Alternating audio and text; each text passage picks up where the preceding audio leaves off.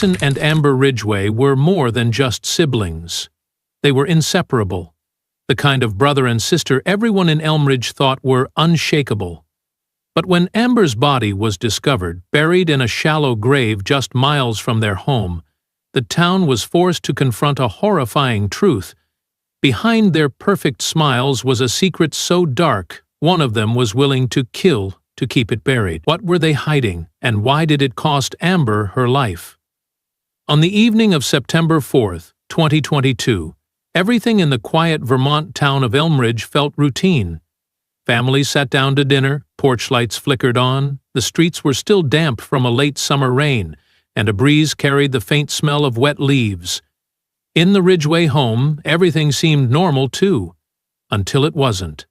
By morning, 17-year-old Amber Rididgeway was gone. Her mother, Karen, had knocked gently on her bedroom door around 7 a.m., expecting to see Amber getting ready for school. But when there was no answer, she opened it.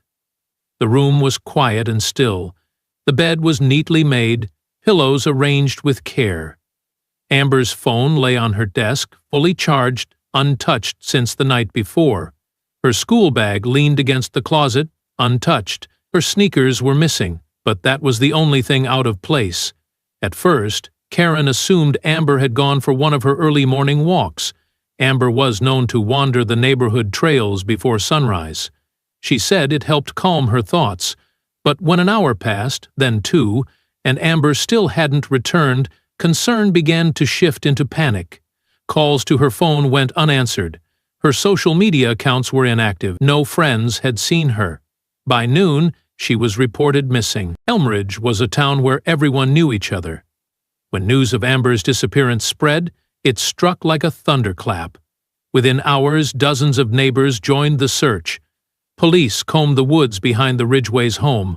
Drones scanned the area, and canine units followed faint trails that led nowhere. But nothing turned up. No clothing, no signs of struggle, not even a footprint. Amber had simply vanished. The Rididgeway family was well-liked, even admired. Karen was a nurse. Their father, Charles, worked in real estate. Their eldest son, Mason Rididgeway, had recently graduated high school with honors. He was the kind of kid who made varsity teams, gave polite interviews to the local paper, and seemed destined for great things. Amber, 2 years younger, was the quieter of the two. She preferred books over parties and often kept to herself. Still, her teachers described her as bright, kind, and thoughtful. No one had anything bad to say about her. That only made her disappearance more unsettling. People began whispering theories. Had she run away? Had she been lured by someone online? Was it possible someone from town had taken her? Her friends insisted Amber wasn't the type to leave without a word. She wasn't rebellious. She had no boyfriend. There were no signs of depression or conflict at home, at least not publicly. 3 long days passed. The search expanded. Hope began to fray. Then everything changed. On September 7th, a hunter walking deep in the Greenbrier forest just 2 miles outside town noticed something strange. A patch of earth recently disturbed, covered with branches and rocks. At first, he thought it was an animal's burrow, but as he poked through the dirt, a terrible smell rose up. He backed away and called the police. What investigators found was every parent's worst nightmare. Buried in a shallow grave was the body of a teenage girl. Her clothes were soaked in mud, her skin was cold and pale. Bruising on her neck suggested strangulation. Dental records later confirmed what many already feared. It was Amber Rididgeway. Her discovery shattered the fragile hope clinging to the town. Candlelight vigils turned into solemn memorials. Grief hung over Elmridge like fog. But with grief came questions that demanded answers. Why had Amber been buried in a place so close to home? Why was there no sign of a struggle? And who would want her dead? Investigators were sure of one thing. This wasn't random. Whoever killed Amber knew the woods, knew how to hide a body, knew how to buy time, and perhaps, most chilling of all, they knew her. The question no one dared ask aloud, but everyone was thinking, was the one that would haunt Elmridge for months. What if Amber's killer was someone she trusted? Someone in her own home? The moment Amber Rididgeway's body was found, the tone of the investigation changed. What began as a desperate search for a missing teen had now become a homicide case, and possibly something even darker. Detectives from the Vermont State Police arrived on the scene and immediately began securing the wooded area where Amber had been buried. It was a quiet, hidden spot that only locals would know. No trail signs, no markers, just a path through the trees made by time and footsteps. The first unsettling detail was how crudely the grave had been made. It was shallow, no more than 2 feet deep, hastily covered with branches and rocks as though the killer had panicked. There were no drag marks nearby, meaning Amber hadn't been moved far after death. She had likely been killed close to where she was found. That alone suggested this wasn't a carefully planned crime. It was impulsive, emotional, personal. Amber's autopsy revealed ligature marks on her neck, consistent with strangulation. No defensive wounds were found on her arms or hands. Investigators interpreted this in 2 possible ways. Either Amber had been taken by surprise, or she hadn't fought back because she knew her killer. The latter theory unsettled everyone. It meant the killer could be someone close. Very close. Amber parents were interviewed first. They were heartbroken, barely able to speak through the shock. Their stories matched perfectly. Neither of them had seen or heard anything unusual that night. Karen said she had gone to bed around 10 p.m., Charles not long after.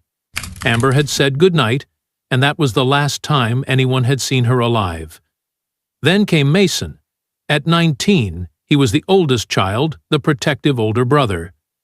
He told investigators he had spent the evening in his room, texting friends and playing video games. He claimed he didn't hear Amber leave.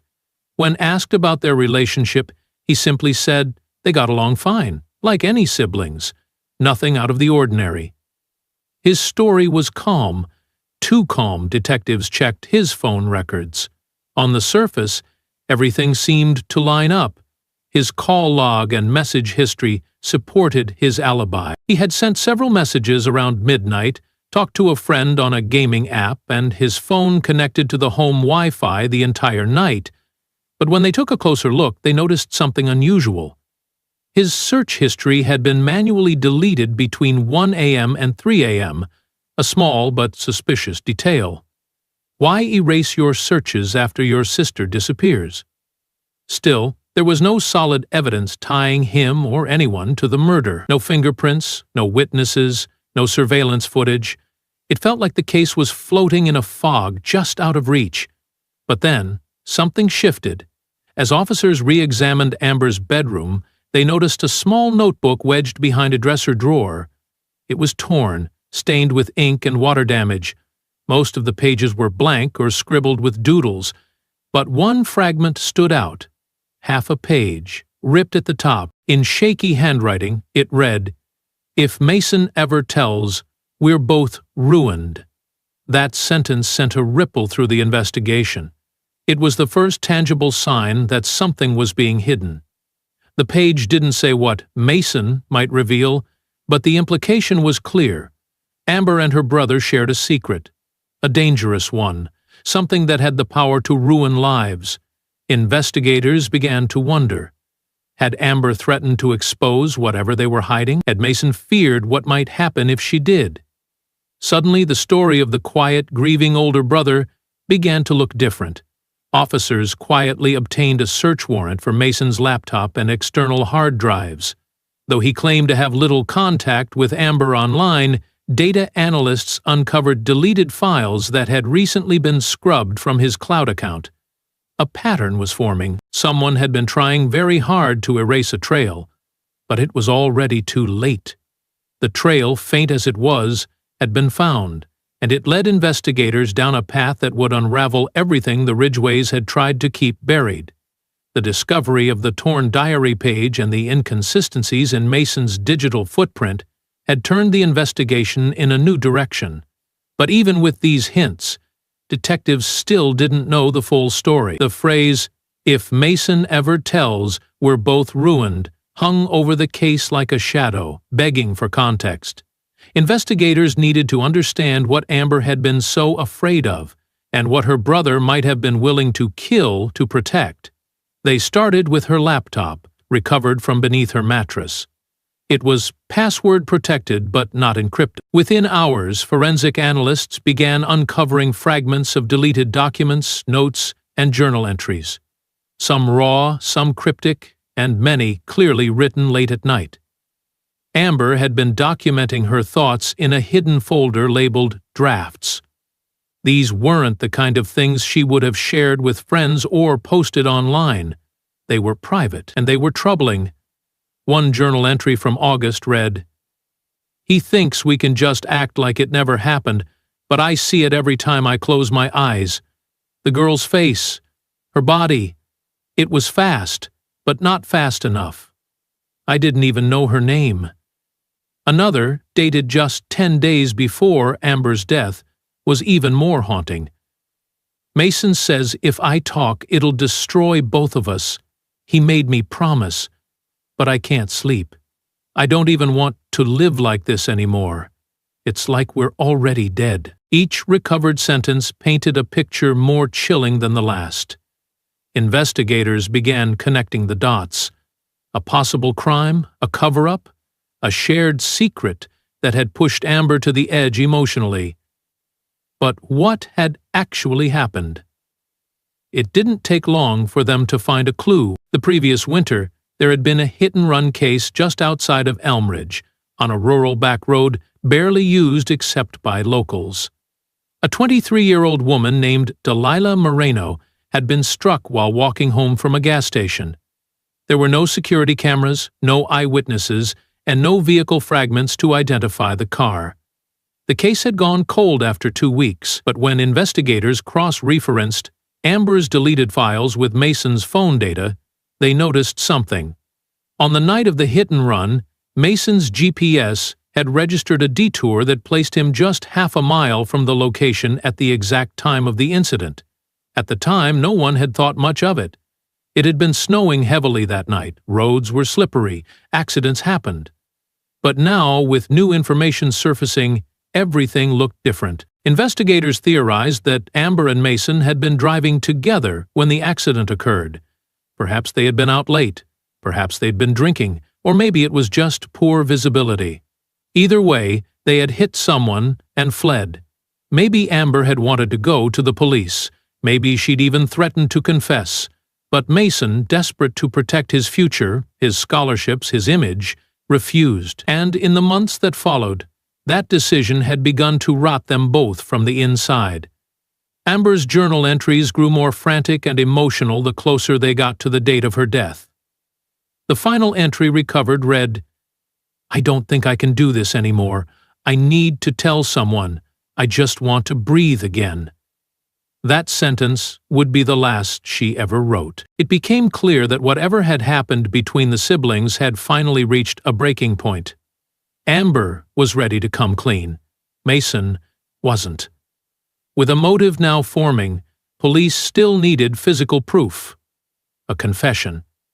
A piece of evidence that tied Mason not just to the cover-up, but to Amber's death. They turned their attention back to the one place Mason had insisted would clear his name, his car. After was anything left inside, anything that hadn't been scrubbed clean, it might finally reveal the truth about what really happened between the Rididgeway siblings, and what Mason was so desperate to hide. The Rididgeway's family car, a dark gray 2018 SUV, had seemed like just another part of their carefully curated image. Clean, well-maintained, but by now investigators knew better than to trust appearances. After uncovering Amber's journal entries and connecting Mason to the unsolved hit-and-run, they believed the SUV was more than a vehicle. It was a moving crime scene, and it might hold the last remaining clues under a sealed warrant. The SUV was taken in for forensic examination. On the surface, the interior looked immaculate. Not a single item was left inside. No loose clothing, no trash, not even a smudge on the windows. It had been detailed so thoroughly that even the scent of cleaning chemicals lingered. To the untrained eye, it was spotless, but nothing is ever truly erased. Using luminol and specialized UV lights, forensic experts scanned every inch of the car. What they found wasn't dramatic, no pools of blood or clear signs of violence, but it was enough. Tiny fibers were discovered clinging to the fabric of the trunk. Further analysis confirmed that the fibers matched the hoodie Amber had been wearing the night she disappeared. And that was just the beginning. Near the back of the passenger seat, lodged deep in the crevice between the cushion and the plastic trim, they recovered something else. A clump of long blonde hair.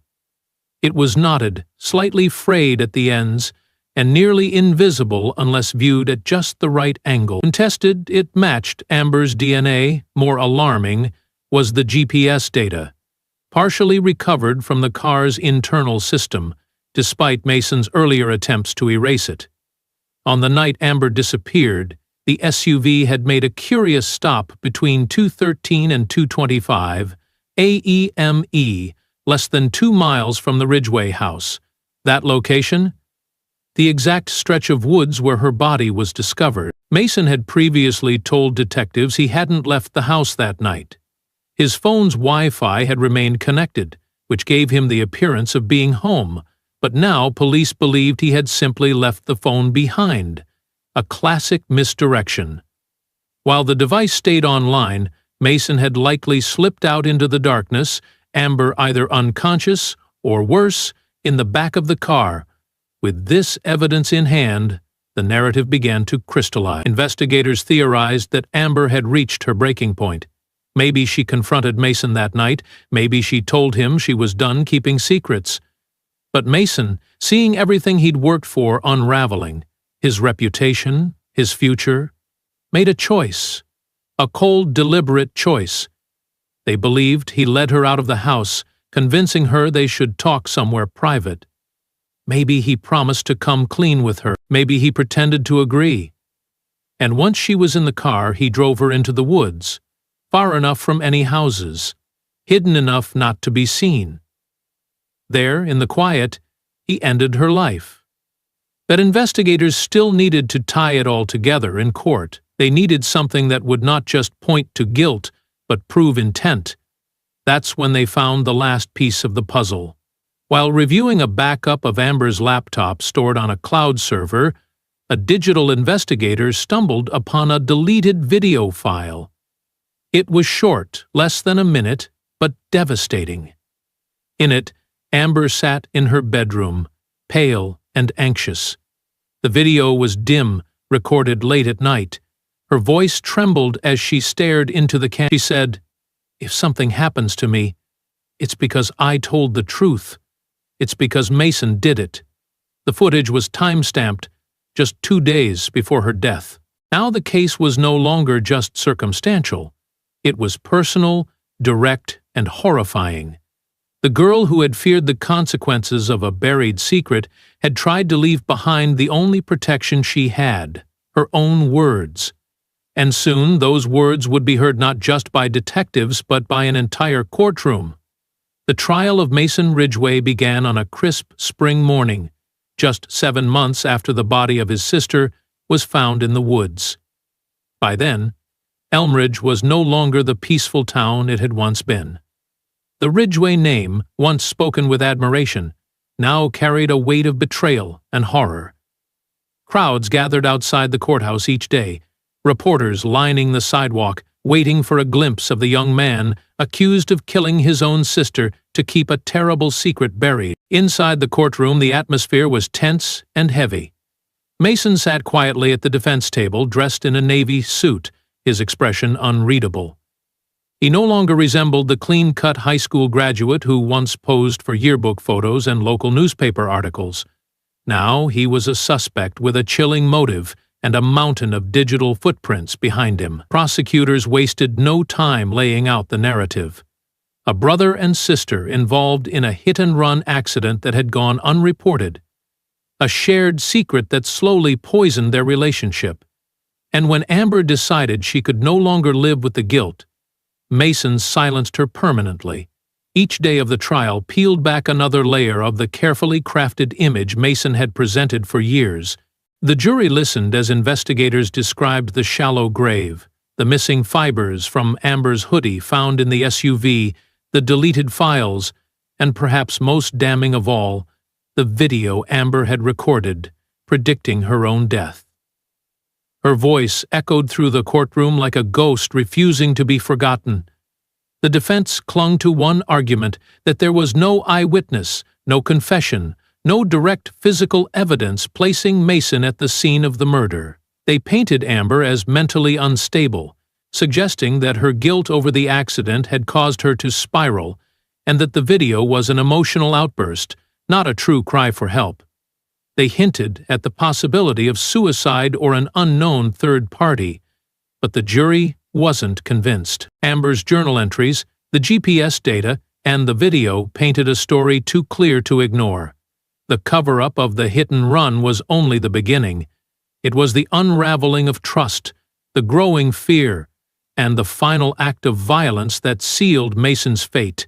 The prosecutors argued that Mason didn't act out of sudden rage, but out of cold, calculated fear. Fear of consequences. Fear of being exposed. And in that fear, he chose self-preservation over his sister's life. As the trial neared its end, the prosecution revealed one final piece of evidence that had not been shared with the public. It was a photo, recovered from a cloud sink Mason had forgotten to disable. It showed Mason's SUV, parked on the edge of the woods just before sunrise the morning Amber disappeared. The timestamp was undeniable, and Amber's reflection could be seen faintly in the back window. It was enough. After just 6 hours of deliberation, the jury returned with a verdict: guilty of second-degree murder, obstruction of justice, and tampering with evidence. Mason Rididgeway showed no emotion as the verdict was read. The courtroom fell silent, except for the quiet sobs of his parents. Caught between grief for one child and horror at what the other had become, Mason was sentenced to 40 years in prison, with no possibility of parole for the first 25. But no sentence could undo what had been done. Elmridge would never be the same. The Rididgeway house, once the picture of suburban peace, stood empty for months before it was quietly sold. Neighbors stopped speaking of that family in anything more than hushed tones. And Amber's grave became a place of quiet pilgrimage, where people left flowers, notes, and whispered apologies for not seeing the sign. What made the case linger in everyone's mind wasn't just the tragedy of a young life lost. It was the deeper horror, the knowledge that some secrets are so heavy they can tear even the closest bonds apart, and that sometimes the person you trust the most is the one with the most to hide.